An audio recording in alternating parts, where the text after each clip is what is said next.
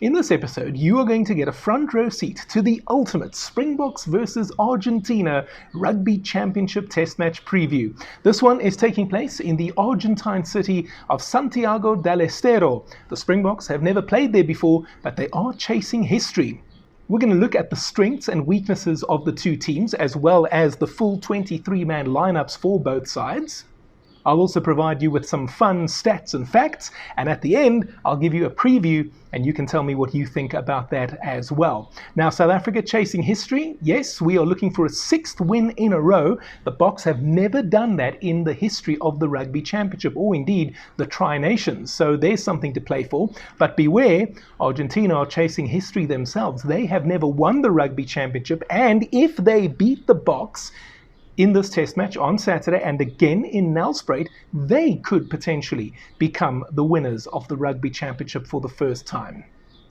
Now, even though South Africa have the upper hand against Argentina historically, Los Pumas have beaten the Boks on 3 occasions in the past. The first of those was in 2015 in Durban, and then again they beat us in South America in 2016 and most recently in 2018. So there's lots to play for. They are a dangerous side. We cannot take it for granted, even though I do think we are the favourites for both of these matches against them, away and home. But like I say, we cannot take anything for granted.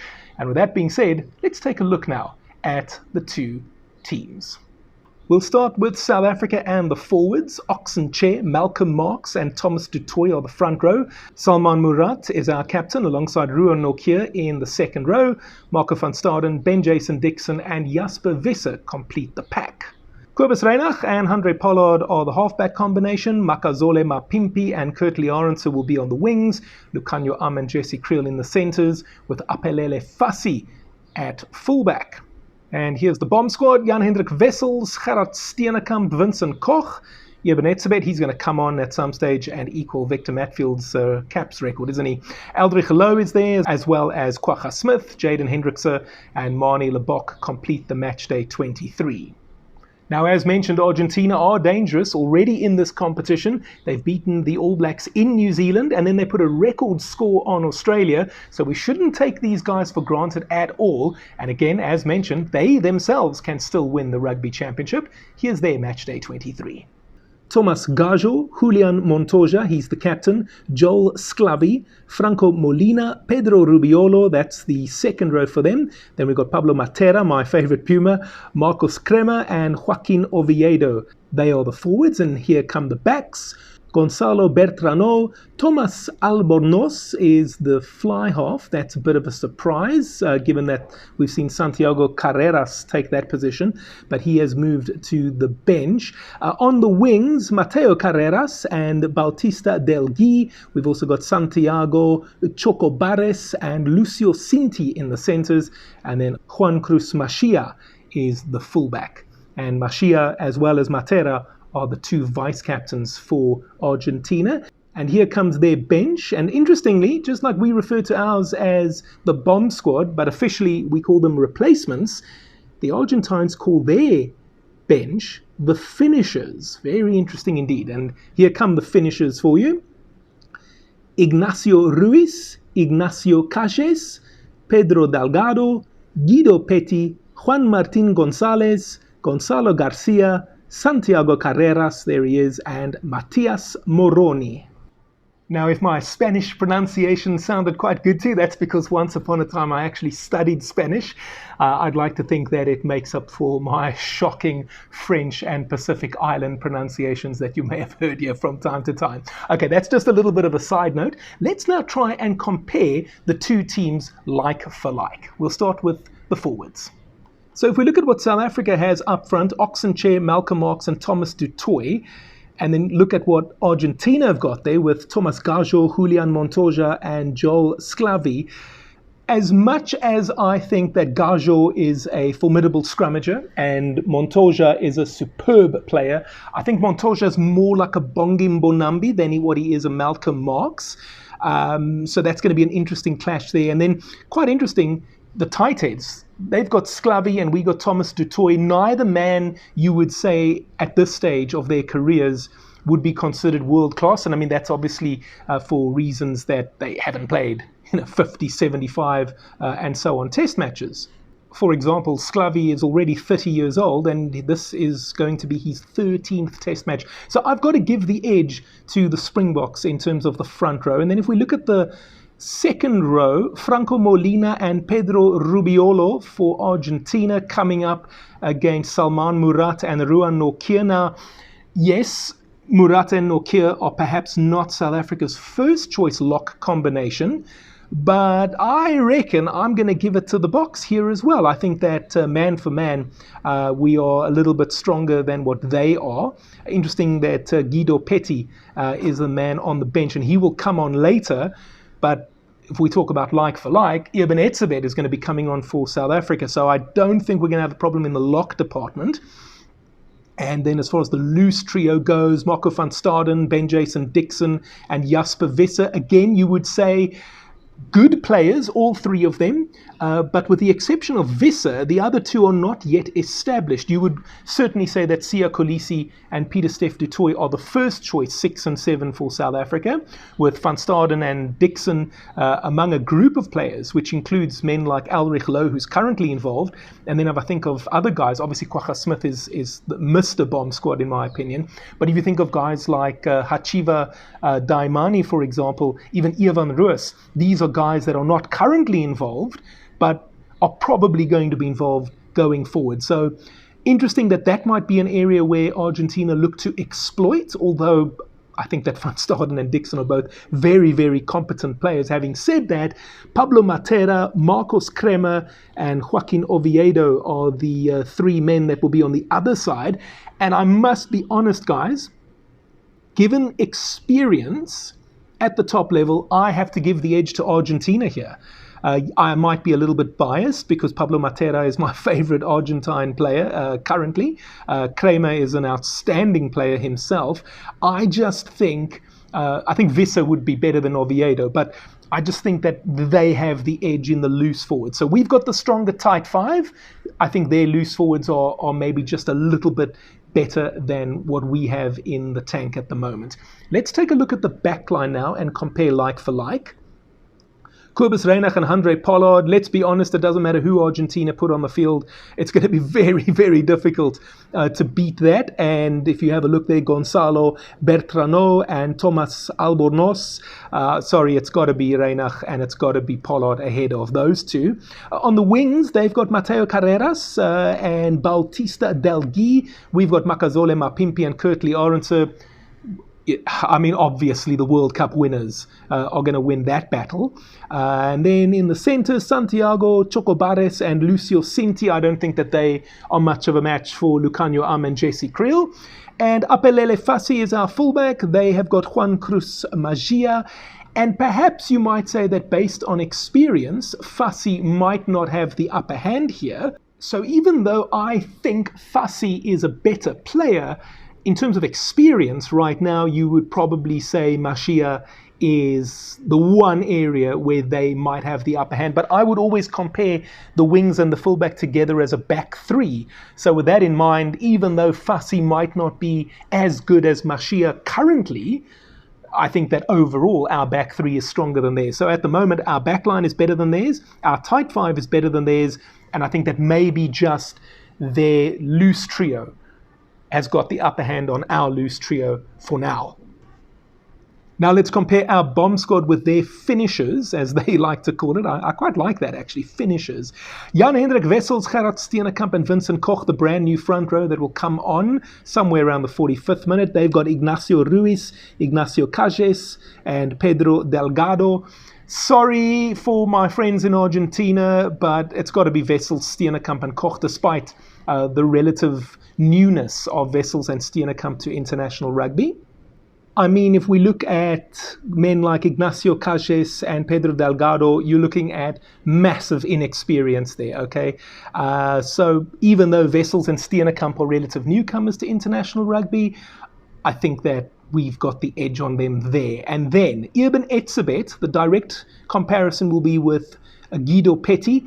Petty's a great player, make no mistake, but we're comparing him here to an all-time great, and obviously Eben is going to have the upper hand. We've got Elrich Lowe and Quagga Smith that are going to come on later. They've only got Juan Martin Gonzalez because they've decided to go with a 5-3 split. Gonzalez is a great player. I'm a fan, I won't lie, but I'm sorry, when you're comparing yourself directly to Quagga Smith as somebody who's coming off the bench to make a difference, there really can be no discussion. Now, we've only got Jaden Hendrickse and Manie Lebok coming onto the field as far as backline players are concerned. I'm expecting an injection of pace from Hendrickse when you think of coming on and making a difference and maybe doing something that Kobus Reinach doesn't do. Lebok, I expect an injection of creativity. In terms of what they've got, well, Gonzalo Garcia, he will be the man that is directly compared to Jaden Hendrickse. That could be an interesting matchup, actually. Santiago Carreras versus Manie Lebok, I think it might be a bit of a tie, to be perfectly honest with you. Maybe Carreras might just hold the edge, simply because he's more of a regular starter for Argentina, whereas Manie has probably slipped to number 3 in the Springbok fly-half ranks at the moment. And then Matias Moroni, I mean, what a player he is. He could certainly come on and make a difference. We don't really have someone to compare him directly to, but if you look at the South African backline, I would say that he compares favorably. Okay, so what can we say about Argentina that maybe people who don't watch a lot of Argentine rugby might not know? Strong forwards, make no mistake. Their tight five will compete with ours. No doubt about it. However, our tight five will hold the edge overall. I think our tight five will be better than theirs up until the time that the bomb squad comes on. And once that happens, then we just completely overpower them. That's how I see it. Now, something else that they like to do, you may remember years ago, decades ago, when people spoke about Argentina, they would speak about the Argentine scrum. Now, years ago, that scrum was deemed formidable, one of the most powerful scrums in all of rugby, and most people would have said that Argentina can scrum, but probably they can't do much more than that, okay? Now, the reality is that things have changed dramatically. I think that with the advent of professional rugby, initially Argentina went backwards a little bit.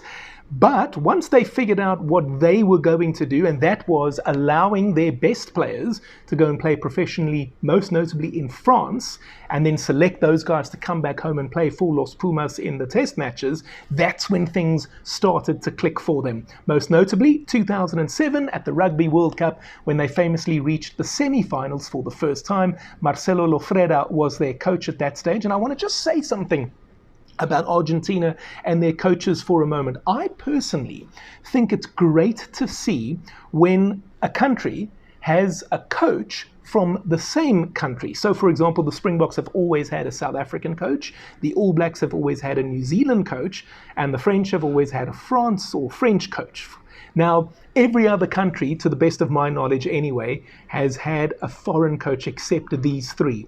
Now, that's not to say that there isn't value in bringing in a voice from overseas. Rassie brought in Felix Jones. Rassie also has Tony Brown, part of the current setup. Remember in 2007, Jake White brought Eddie Jones in to help us. So that doesn't mean that there isn't any value from a foreign voice. But I just think there is something quite nice about your head coach coming from the same country. It almost sends a message to the opposition that says, we know stuff, and the stuff that we know is better than the stuff you know. Put another way, maybe, if you like, hulle weet nie wat ons weet nie. Now, Argentina maybe be thinking the same thing, because Marcelo Lofreda at that stage, since then, Daniel Orcade took over, and remember, he was their coach for the first few years of the Rugby Championship. I know that they had Michael Checker most recently as well, but before that, we saw Mario Ledesma as the head coach, and he did very well. He oversaw their first ever win over the All Blacks. And currently, they also have a former Puma as their head coach, and that man being none other than Felipe Contepomi. So as I say, personally, I think it's great to see. Now, coming back to what we were saying about the scrum, they still have a good scrum. I think that they're pretty good in the line-outs. I think the breakdown is where things start to happen. Again, we mentioned men like Pablo Matera, and Matthias Kremer. And I think that these men are going to cause havoc for us. We saw what the All Blacks did to us at the breakdown, especially in Cape Town.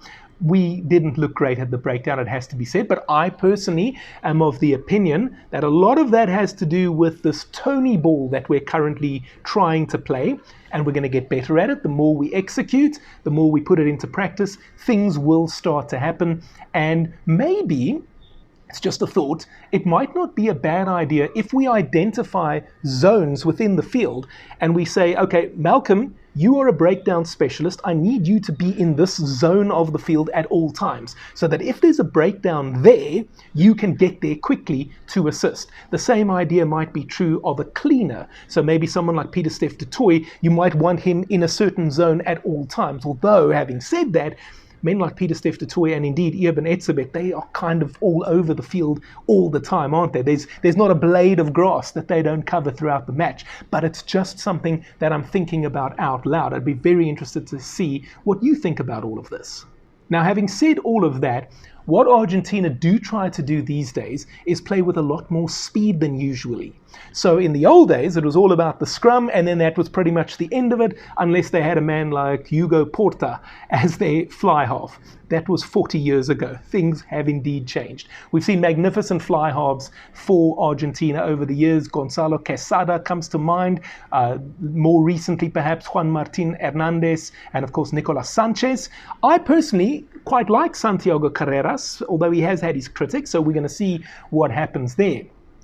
But you can expect Argentina to try and play a much faster game, operating at the breakdown, trying to get quick ball, and then move that ball quickly down the back line, perhaps trying to create space, try to widen and pull the Springbok defense wide. That's always what you try to do against the Boks, is try and pull that defense as wide as you can, because the Boks prefer to defend narrowly. That's what the umbrella defense does, tries to suffocate. But I don't think Argentina are going to get it right. And the reason I say this is because I cannot see them dominating in the scrums. I see them competing in the lineouts. And unless they can beat us at the breakdown, I don't see any way that they are going to beat us, because that's the key to them getting quick ball into that back line, moving it quickly, and they've got some flair players in that back line that can certainly make a difference for them. But unless the likes of Matera and Kramer can get that ball quickly to them, I just don't see it happening.